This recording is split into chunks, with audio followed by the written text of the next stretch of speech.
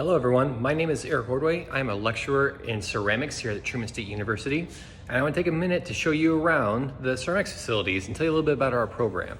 So here I am standing in the main room where we have beginning and intermediate ceramics. This is on the course sheet as Ceramics 1, 2, 3, 4, all the way up to Ceramics 5. In Ceramics 1, we have mostly a technical hand building program. I have examples of some student work here. These are what we call our historical vessel project. These are all hand built with coils. If you ever took a ceramics program in high school, you probably did a little bit of hand building with coils. These are some finished pieces that came out of our kiln done by the student. You can see these are quite large in comparison. Typically, when I teach this class, I like to have students make things that are between 12 and 18 inches initially for their first project. I feel like this really helps build their confidence in the material and allows them to really create something that they can be proud of for a very long time to come. Ceramics is important to study because it's one of the oldest art mediums that we have. We have fired pottery and fired ceramic pieces that go back at least 20,000 years. For those of you who don't know what ceramics is like, clay initially is nice, soft, and wet. If you ever went back into your backyard and after it rained and the earth is nice and mushy, you made little clay pies, that's what clay is. Once it's fired though, these are some student pieces that we call the zoomorphic work. And this is a little goat piece that also has an interior into it. You can see that this is clay when it's just been air dried. So it kind of has a kind of dull light to it. When ceramics goes through the kilns, which I'll show you guys here in a minute, typically we go through what's called the ceramic change. Once ceramics gets up to 1800 degrees Fahrenheit, it becomes hard and impermeable, like what this little guy is. You can see on the interior, it's kind of like this light, dull, almost pinkish That is an earthenware clay. We have two different types of clays that we use in this studio. Beginner students use earthenware, which is a low fire clay. It only fires up to about 1800 degrees Fahrenheit. Whereas our beginning wheel throwing students and advanced students typically use what's called stoneware, which goes to 2300 degrees Fahrenheit, which is quite a bit bigger.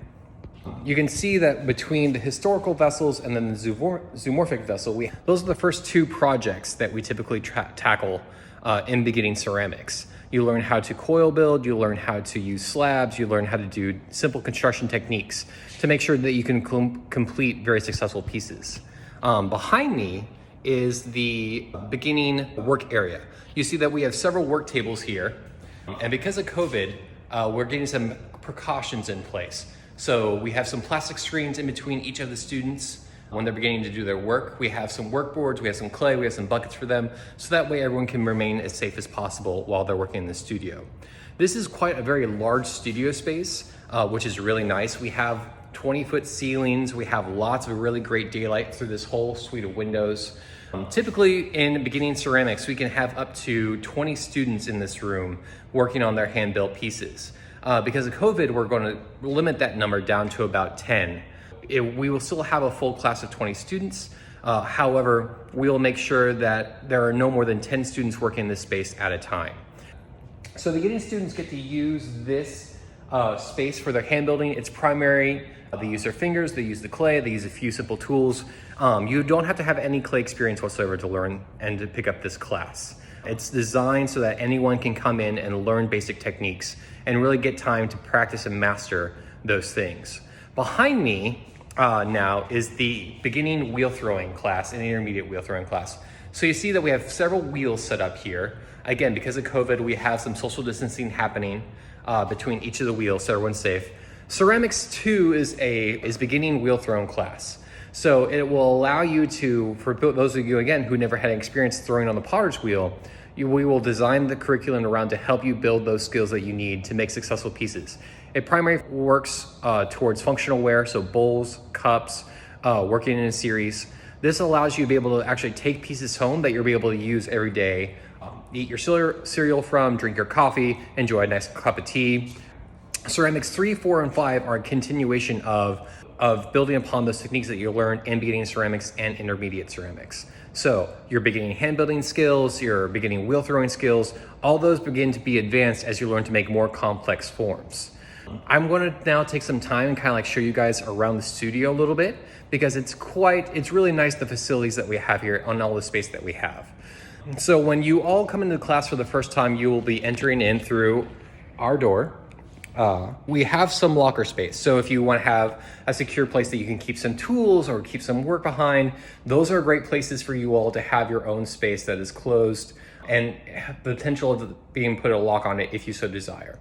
We do our best to have quite a bit of storage space in the class for all your projects, as well as just being able to keep lots of area open, because you'll find like when you're working this class, usually you have to like get up, you have to go to the sink, you may have to go wedge some clay at the wedging table, you may have to do some other type of work, you may have to roll a slab on the slab roller. There's quite a few things that are happening. So when you take this class initially, kind of get you familiarized with like what's happening in the class. I am now entering into our glaze lab. So you remember earlier I had mentioned about the ceramic change. Once clay goes through the initial firing, that's when we get to apply color and a glass former to the pieces. And this is what makes the ceramic piece look shiny and allows for any bright colors to pop up. So this is our glaze lab. You see, again, we have some social distancing in place for the work table, but here we have our glazes that are in these 5-gallon buckets. And typically the glazes don't look like what they'll come out with. A lot of glazes will end up will look red when they're sitting in the buckets, but when you apply them to your pieces and you learn how to do that, and then we fire in the kiln, it goes through a transformation. What's really exciting is like when students pull out their pieces from the kilns and they get to see like what they are hoping for come to fruition, which is really great. We have a spray booth, so those of you who are interested in learning how to spray on glazes and do kind of like overlapping layers, we have that capability. In here, we have our clay mixing room. So all of our clay is recyclable, which is really great. It helps us save money. It helps us keep our fees low. All the clay typically goes into these two reclaim bins. We have one for earthenware. We have one for stoneware. At that point, then we can put the clay into our large mixer, which is like kind of like just a giant bread mixer here. And then we mix that with some raw clay ingredients, and then we can make our material. And so it's very cost effective for us to be able to do this and be able to provide you guys a resource that you're able to make as much work as you like for a relatively cheap amount of money. Clay does take quite a bit of time for you to get to learn how to use your hands and how to actually touch and feel and use the material.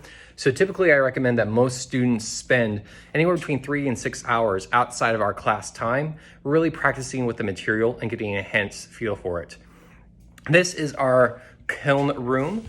In here is where we have a lot of our machines that allow us to be able to make the ceramic change possible. The first machine that we'll actually be able to use is this electric kiln here. This will actually take a lot of the pieces that you guys will make, and then we'll turn that into a nice solid ceramic. When you're beginning ceramics, most of your pieces are going to be fired in this kiln. If you all decide to take ceramics 2 through 5, that's when we get to learn about our big gas kiln. And so this kiln, it fires on natural gas. It goes up to 2,400 degrees Fahrenheit. And it's quite impressive. For those of you who want to take advanced ceramics or are interested in that becoming a major, we actually teach you how to load and fire these kilns so that way you're able to like have that knowledge and that experience by the time you exit this program. We have this really nice little small gas kiln here that each of my ceramics 3 and 4 students are required to load and fire by themselves after some instruction and some mentorship from me. Briefly, that is pretty much all that there is to our studio space. We do also have a really great patio space on the back. We share this space with Sculpture, which is right next door. If you haven't gotten a chance yet, please take a look at the sculpture classes. I hear they're fantastic. But this allows us, for the great summer sunny days that we have, students can come out here, they can bring their work out here. We also have the ability to do raku kilns. So those of you who do take advanced ceramics, if doing raku and learning about that process is interested to you, we have the capabilities of doing that. So thank you guys so much for watching this video. I hope it's informative, and I hope to see you soon to take a clay class. All right, take care everyone. Bye-bye.